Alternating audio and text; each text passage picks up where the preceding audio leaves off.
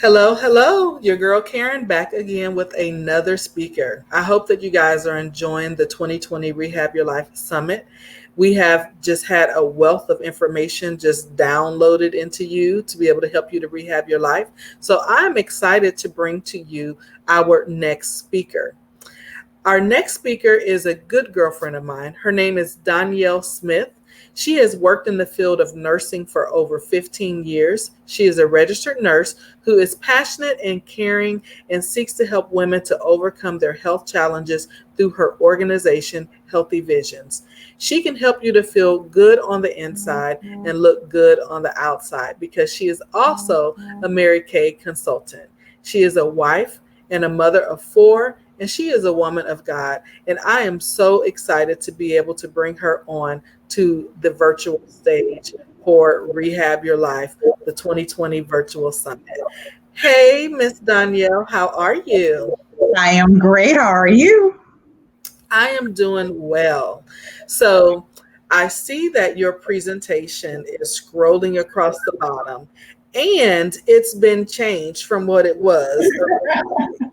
So I just want to put that out there. So if you're looking over the agenda, I will try my best to edit it. If not, the mind body connection is the same. It's just that now it is what you are thinking about killing you. So of course, I'm more than ever excited to see what you are going to be talking about. So without further ado, I will be adding you to the virtual stage. You can go ahead and share your presentation, and I'm going to pop out and let you have it. Okay. Hopefully, you are able to see my PowerPoint. And as Karen has said, I'm Donyell Smith. I am a registered nurse. I've been nursing for a little over 15 years now. And have the privilege of being asked to return this year as a presenter under Rehab Your Health. And it kind of became a little complicated for me because I kept getting this feeling of detox, detox, detox. And I was like, okay, everybody knows about detoxing, but then it became so much so about detoxing the connection between the mind and the body and how what we think, how it actually affects our bodies, and to actually explain how that works and to maybe help somebody get a better understanding of how what they're thinking about and what they're focusing on is affecting their overall general health. So hopefully I have some good information for you, and here we go. Okay, so in talking about detoxing, I realized that's one of those words, those words that you run across when it's like, you know what it means when you read it, but then when you have to explain it, it becomes a little difficult. So I realized detox and detoxing was one of those words. And so I went through all these different definitions, and this is the breakdown of it, which is simply it's a physiological or a medicinal removal of toxic substances from a living organism. The verb or the action of it is to abstain from or rid the body of toxic or unhealthy substances. And then the noun of it is a process or period of time in which one abstains from or rids the body of toxic, unhealthy substances. So I sat and I thought through that, and it was like I realized that every definition of the word detoxing or detox all contain the word toxic. And on the surface, again, that's one of those words where it's like I know what it means and I can even explain it a little bit. But to actually get into a real in-depth understanding of what toxic really means and how it affects our bodies took me into this rabbit hole of toxins. What are toxins?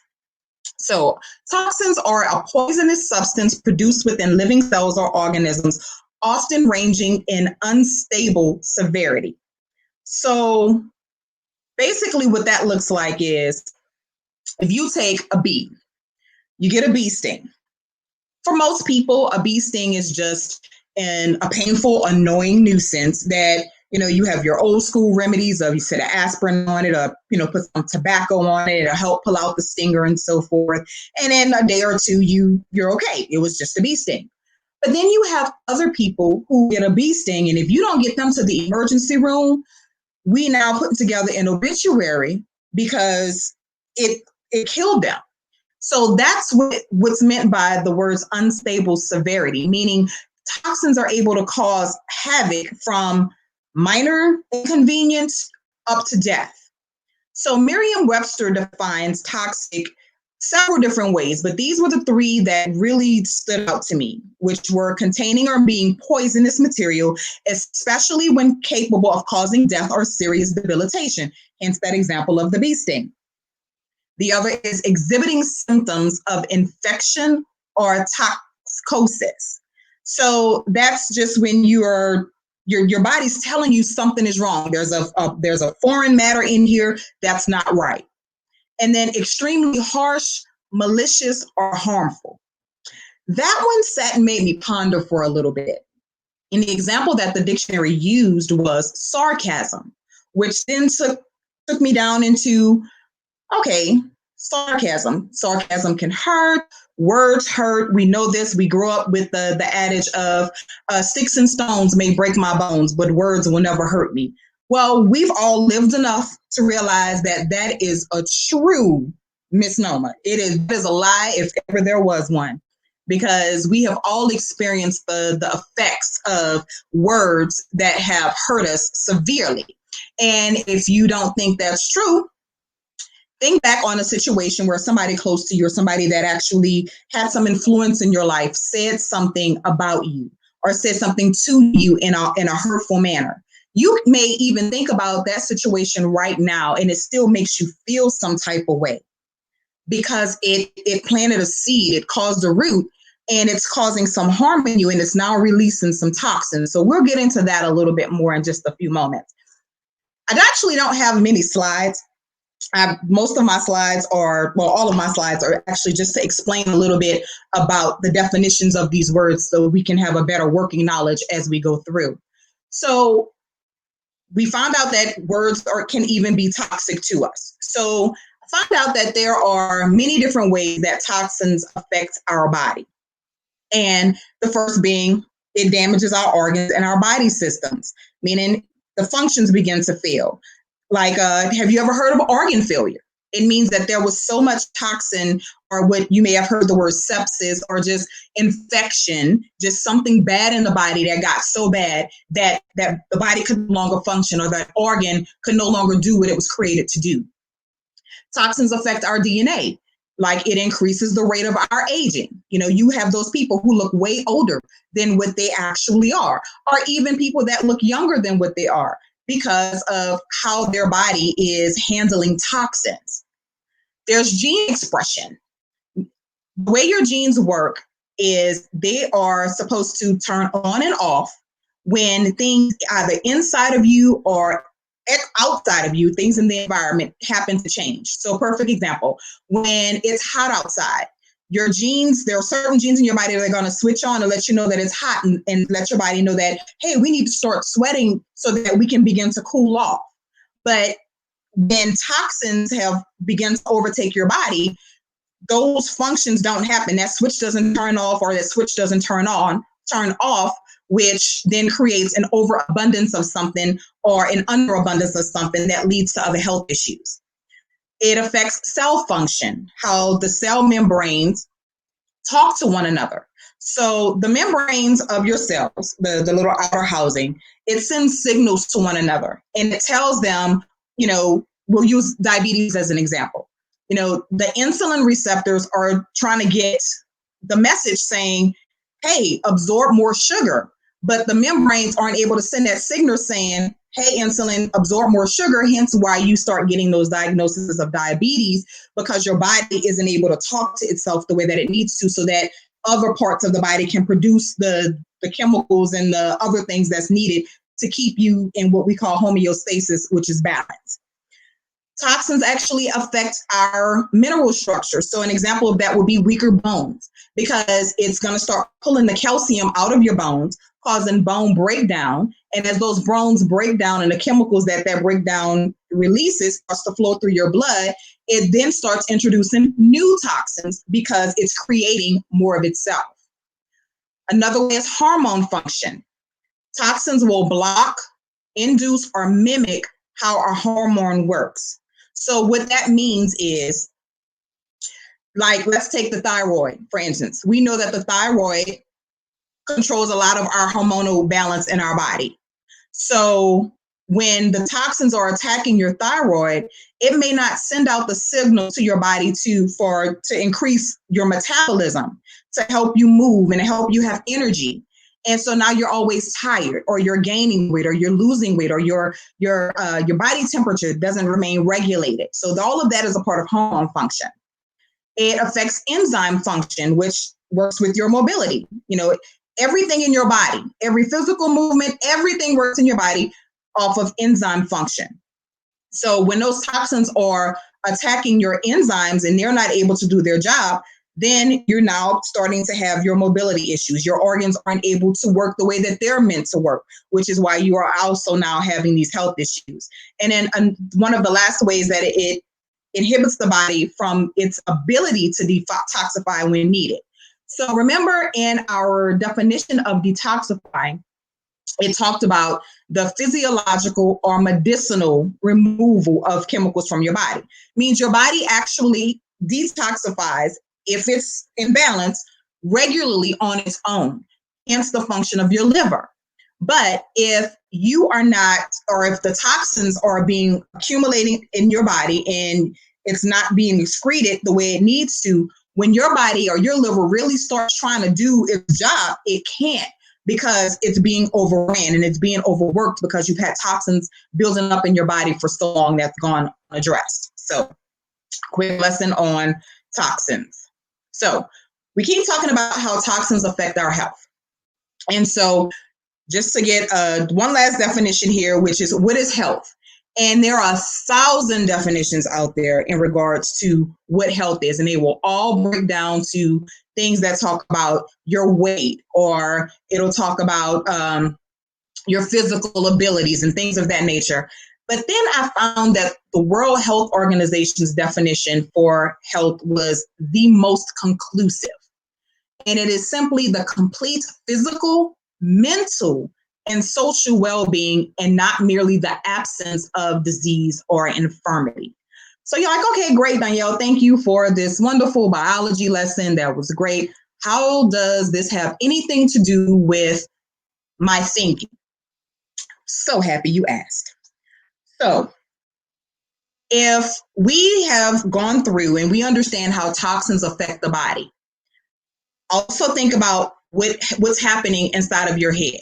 We've already talked about how words can hurt us. And so thoughts do the same thing. I will give you an example. If you like, okay, I don't understand what she's talking about. We all have heard of people that suffer with something called hypochondria. Hypochondria is a disorder where a person believes that something is really wrong with their body. And they believe it with such ferocity and fervency that it begins to cause actual physical symptoms in their body. And back in the day when we would hear about stuff like this, we just want to say, oh, the person's crazy. That it's not real. It's just all in their mind. And truth of the matter is, it may have actually all begun in their mind. But then all of a sudden you see they're actually having these physical reactions. Their blood pressure is all over the place. They are having pains that, we can't find an actual physical cause, but there's real pain there. And it will be very easy for people to dismiss and say, oh, they're just, they're making it up. They're attention seeking, so forth and so on. But let's put this in everyday perspectives. I want you to think about what happens to you when you get nervous or you get upset. When you get nervous, your palms may begin to sweat. Your stomach may begin to churn. You might find yourself needing to go run to the bathroom because you're just that nervous. All of those are physical reactions that are being caused by your thinking. You thought yourself into a state of distress that your body then began having to respond to. So when you hear things like, oh, your body does what your mind tells it to do, that is a very, very true statement. So if we know and we can own that your body responds to what your mind tells it to do. Even in a light situation, like we were just talking about, when you get nervous, the same thing happens when you either pretend something's not going on, because your body does start giving you warning signs that, hey, something's wrong. You need to go get some help. Check it out, because something's not right. When you just don't feel quite right, that's your body saying something's wrong. Something has invaded. It's you just kind of off kilter. You're off center, and you just can't pull it together. You're sleeping all the time. You may end up with a diagnosis of depression or something along those lines. But the point of the matter is, there is something out of balance internally. And it's not just in your body, it's also in your mind. So with that being said, we tend to want to dismiss a lot of things. And we figure, oh, it's not a big deal. It's my business. It doesn't affect anybody else. So let me give you an example. You finally listen to your body. You've been feeling terrible. You've been constantly thirsty, constantly using the bathroom. You're sleeping all the time. When you sleep, you can't get good sleep because you're constantly getting up to go to the bathroom. Some of you may already know what these are symptoms of. You get to the doctor, they do the blood work and so forth. They come back and they tell you, hey, you're bored. You're having what seems like a diabetic episode, but it seems like you're pre-diabetic. You're on the borderline. You're not quite there, but your numbers are saying, hey, you're on your way. You need to start making some adjustments. The doctor tells you, I would like for you to speak to a nutritionist. You find out it may cost you $50, $75 to speak to the nutritionist. You leave the doctor's office. You're like, okay, I'm going to go ahead and schedule, and I ain't worrying about it, whatever. When you find out how much it costs, the first thing you start doing is talking about why that's a waste of time. You don't tell anybody what the doctor says, and a lot of us are guilty of this. And you act like the problem isn't there. So you continue to eat the way you've been eating. You don't add any sort of movement to your lifestyle. And then later on, it turns into a big full-fledged health issue for you, because your body kept sending you signals that you kept ignoring.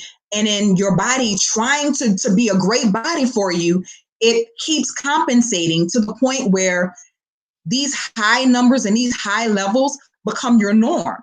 And your body begins to operate as if this is your norm, the whole time filling with all of these toxins. Now, yes, we're talking about something that's going on inside of your body, but the initial problem began because of the way you looked at the situation, because of the way you thought. You thought spending $50 or $75 to go sit down and talk to a nutritionist to help you put together an eating plan was too much money. But you didn't think about how you blow $30 to $50 just hanging out with your friends. You go out to eat dinner with your friends. That's an easy $30 to $50 depending upon where you're going. Before coronavirus happened and we were able to go to the movies, how much money were you wasting at the movies? And then we're not going to talk about when we start self-soothing and going to our comfort zones. And for some of us, our comfort zones are food. For some of us, our comfort zone is shopping. And we don't look at how much money we're spending in those areas. But when it came to doing something that would put you in a better health situation, the thought process was, it's not worth it. We can also take a look at the fact that, okay, you didn't want to go talk to the nutritionist, but you also didn't change anything else about your lifestyle. You also chose not to share it with anybody that would hold you accountable to making some changes in your life. So there's a mental process in that as well, because although you didn't talk to the nutritionist, you still have the option to change some things about your lifestyle. You still have the option to eat more green foods, more living foods.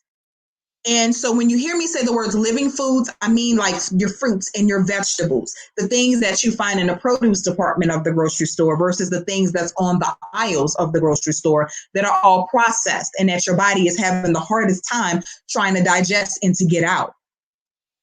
So when you made that decision to not change anything about your eating habits, where did that come from? Why wasn't that important? Why didn't it matter? Was it a behavior that you learned from someplace else when you were growing up? Okay, you don't worry about it. We move on. It's now an issue. You're now taking medicine for your diabetes. And for the most part, you do the right thing. You take your medication. Sometimes you eat right, sometimes you don't because, well, it's my right. I don't feel like it. Or something in life happens. You go to work, your boss gets on your nerves, it's a rough day, kids driving you, and you're just really stressed.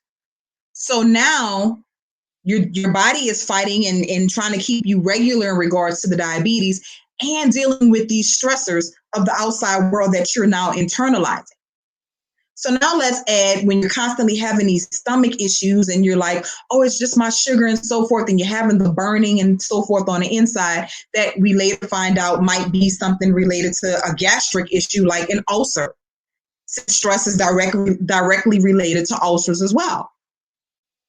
Can you see kind of like the picture that's being painted about how not taking the time to actually sit down and figure out why do I feel like my health is not important? Or why do I feel like, or why am I so afraid to change my behaviors? Where did I learn this behavior? Where did it come from? Is it something that I saw growing up? Was it something that, I watched my mom do, I watched my dad do, my aunts, my grandma? Is this a learned behavior? Was something spoken into me a long time ago that I just kept holding on to?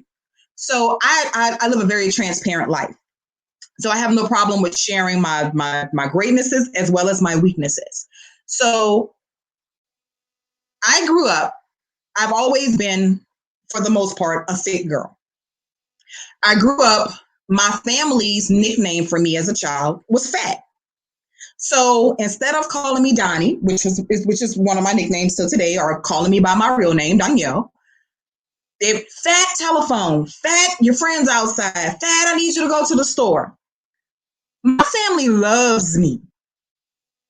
But every single time that they called me, they were speaking something into me. So and for the longest, I never equated that those words were speaking into my life and began to show up in other habits that I had. So thankfully, I was able to identify with some help and able to move past that.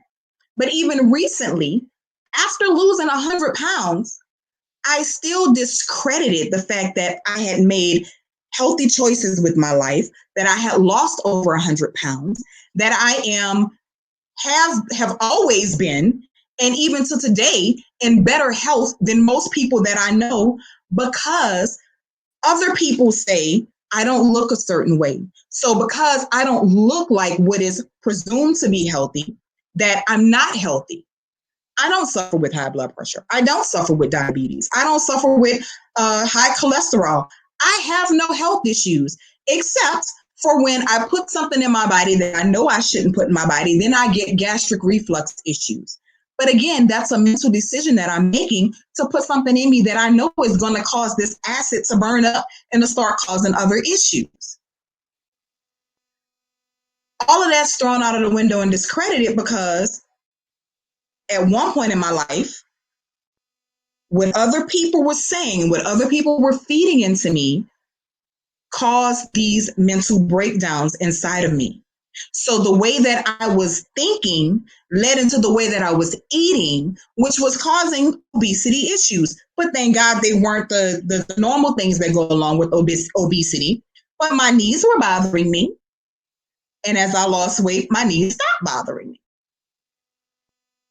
So I hope that helps to illustrate how thinking and even how people who love you and the people around you it's all learned behaviors. And we've got to stop and think what we're doing and how what we're doing are affecting other people. So going back to the diabetes illustration that we were using, you continue to live your life. You don't really worry about it too much. You take the medicine most of the time. You're eating right most of the time. You're still not going to the doctor the way you're supposed to. You're not going to the eye doctor the way you're supposed to now, because diabetes is directly tied to loss of vision. And then time goes on. You're starting to get older. And as we're getting older and we're living our best life, your body begins to break down. So now your vision is very poor or gone.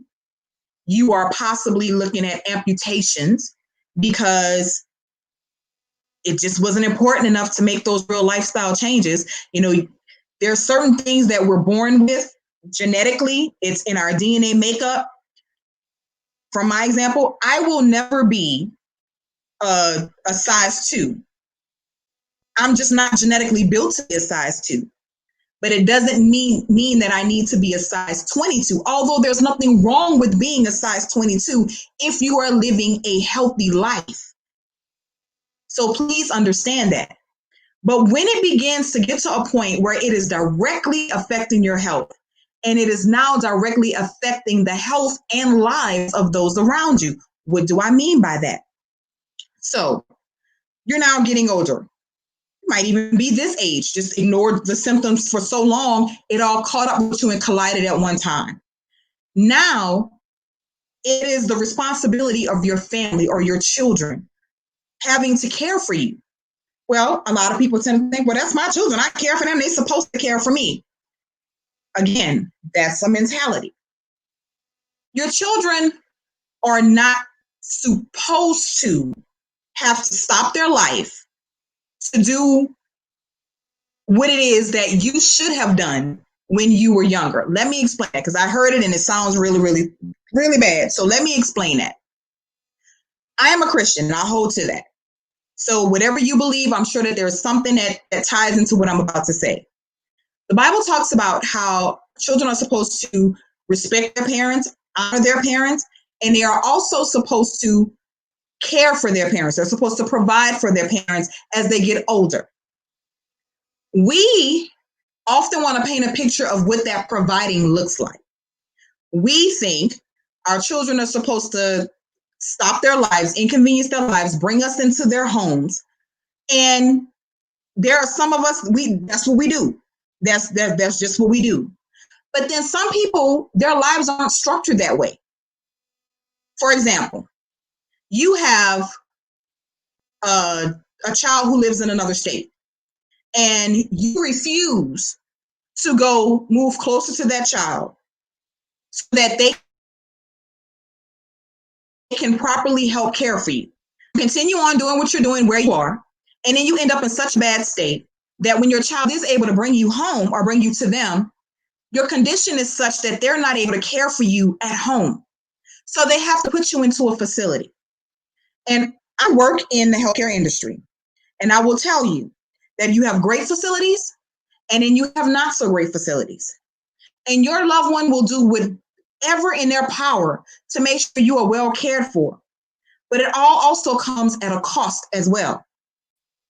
So hopefully, when you were out living your best life, but not taking care of your health, hopefully you were taking care of your finances so that your loved ones are able to pay for the higher cost facility that's going to take great care of you. Even if not, and you end up in a different type of nursing facility, your family's still there, they're still caring for you, but you're unhappy because you're not at their home and you want to go to their house because you feel like they're abandoning you because you're having to be at the facility when your decisions from years ago are ultimately what has you at the place that you are. But even in that state, in your mind, it's everybody else's fault. And you still are not taking accountability for what you had control over. That is how all of this ties together. I just brought in the factor of money. How we think affects not only our health, it affects our money, It affects the decisions we make regarding careers. It affects the decisions that we make regarding our relationships with other people. Our mental health is the most important thing that we need to be taken care of. And for whatever reason, a lot of us have this stigma about going to seek help. I'm not saying go get on medication. I'm saying just to go talk to somebody and talk through some of the things that's bubbling up inside of you. You know, are you a person who get upset very easily? Have you ever stopped to think, why is that? Have you ever stopped to wonder, what is that doing to my body? I feel my heart racing. I feel the blood pumping. That is a physical reaction that you're causing to happen inside of your body because of how you are thinking. So, what can I possibly do about this? One, the first thing you want to do is just kind of ask yourself the question, where am I? Where am I in all of this? Go see your doctor. Get the lab work done. And I know with coronavirus going on right now, you know, you hear the word go to the doctor and we kind of freak out and we spaz out. But God has given us all a measure of wisdom. So be it it's talking to your doctor and your doctor sending you to a lab on the phone, if it's a virtual visit, if it's a come into the office type of deal, whatever it is, you've got to figure out and find out where you are in this whole process in regards to your health. And then once you find out, begin to think about what you are thinking about. What do I mean by that? Have you ever been driving and you are someplace completely else, not on the road? And we don't want to own it because we're supposed to be very attentive when we're driving. But let's be real. You pull up in your driveway and you're sitting there, you're going, oh, Lord, thank you. Because you have no idea how you got there. The car just kind of knew its way home. What were you thinking about? Where were you? When you're sitting at home and you're mindlessly just watching television, what is it you're allowing to enter into your mind? What is it you're allowing to enter into your heart and into your spirit, which will then begin to affect how you're thinking?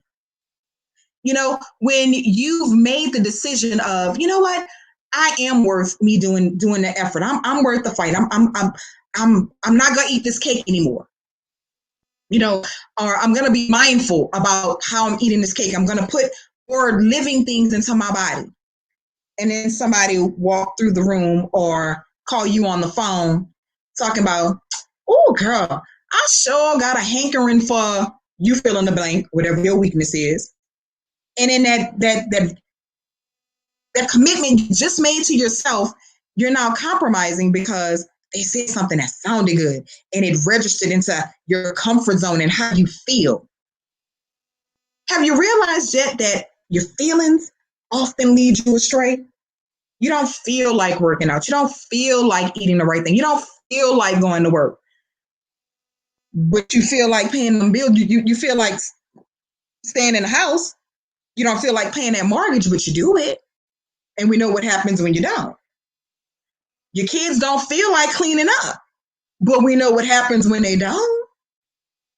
So we have got to start ignoring how we feel when it comes to compromising if it's good or if it's bad.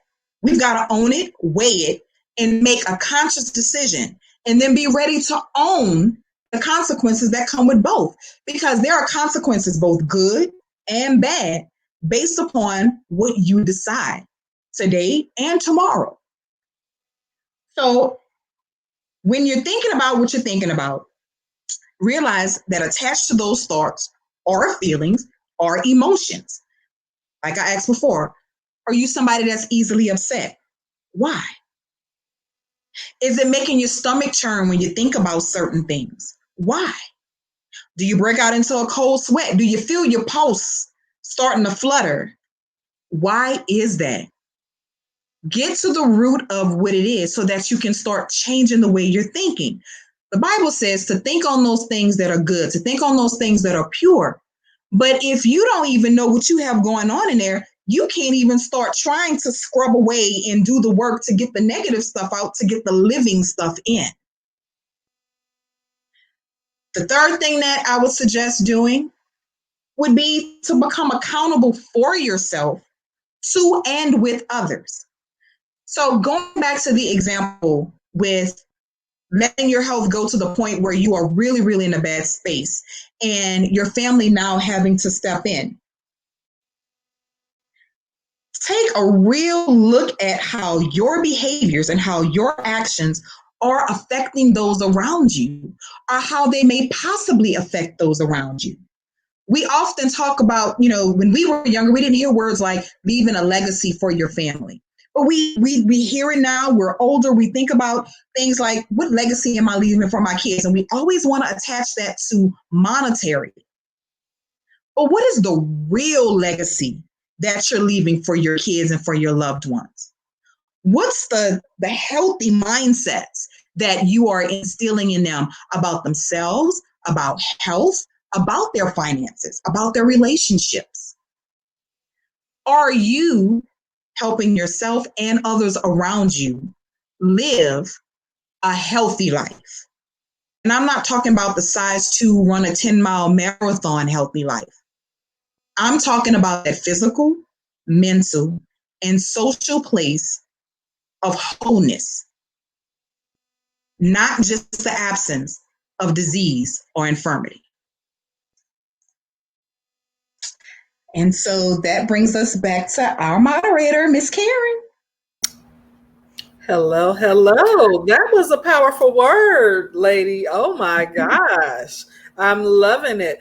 And it's so funny because I had mentioned at the top of the whole summit in my presentation that there was a thread that was going throughout the entire thing, and that's the mindset shift. And that's been multiple presenters. And that's just God's word being manifested through each one of us to say it's time to renew your mind. It's time to Yes. get back to me. And so I am so excited. So thank you so much, one, for your expertise as a nurse, and two, for just how you were able to passionately share with us the mind body connection. And for us to really think about, is what we are thinking about killing us? So thank you so much and have a great rest of your day. Thank you. Thank you for having me. I so enjoyed it.